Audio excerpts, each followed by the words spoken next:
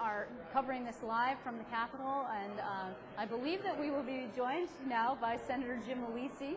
Senator Jim Alesi is actually the first Republican who came out to say that he would in fact vote yes on same-sex marriage. Senator Alesi, how are you? Very well. It's a good night for everybody. How are you doing? I am well, thank you. I am well. So 4 of your colleagues, yourself and 3 colleagues, voted yes in the end. Were you surprised by that? No, I was surprised that we didn't have a couple more. Originally, I was thinking that we would have 35, but I no bones about it. 33 is a pretty good win in this atmosphere. When you consider that the winning votes were brought over by a small handful of Republicans, but it was brought to the floor by the Republican leader, and I think that showed great courage on his part. Tell me about that conference. This conference was a marathon. It was 8 hours behind closed doors while we hung outside and waited for you guys to tell us what was happening. What was going on behind closed doors? We were just trying to decide what we were going to order for lunch, really. Right, for 8 hours. You were very hungry. No, seriously, no.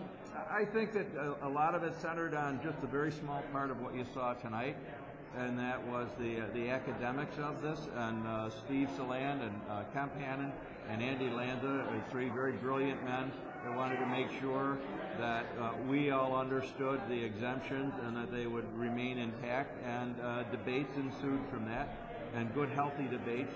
And, you know, I'm sure that we all appreciate different points of view on this thing, but it was a good exchange. 32 very smart people in that room, and everybody having a good exchange, and I thought it was very healthy, very powerful. There were a lot of rumors and speculation. The longer that you stayed behind closed doors, the more we thought that you guys might be killing each other in there, and that perhaps there might be some kind of challenge to the leadership of the Senate Majority Leader, who actually voted no.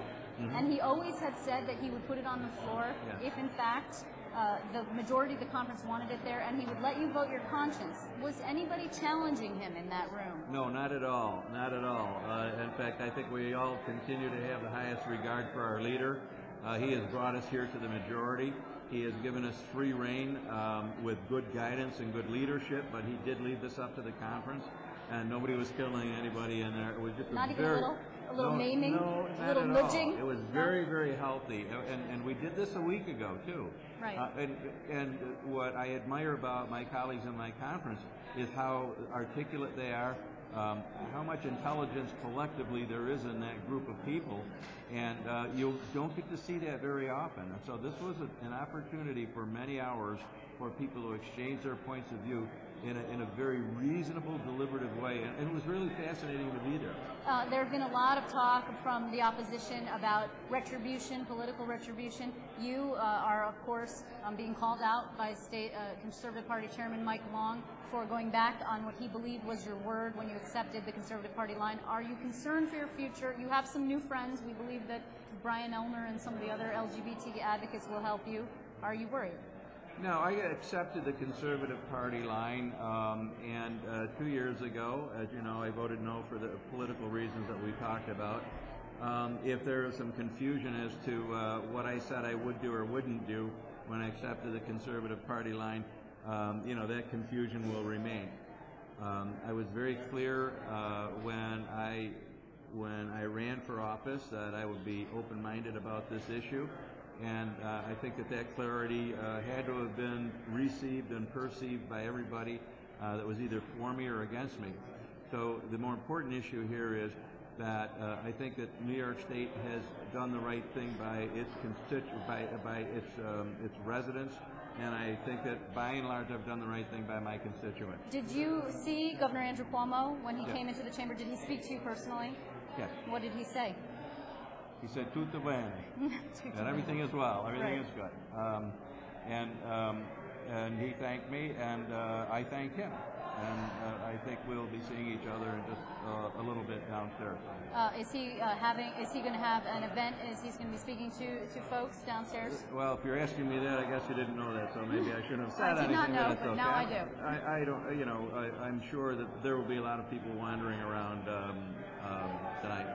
And just, you have said that you will become an emissary for same-sex marriage. When are you going to be hitting the road? Well, I think I hit the road tonight, honestly, and I've said this before. This cannot be the end of equality in America just because it happened in New York.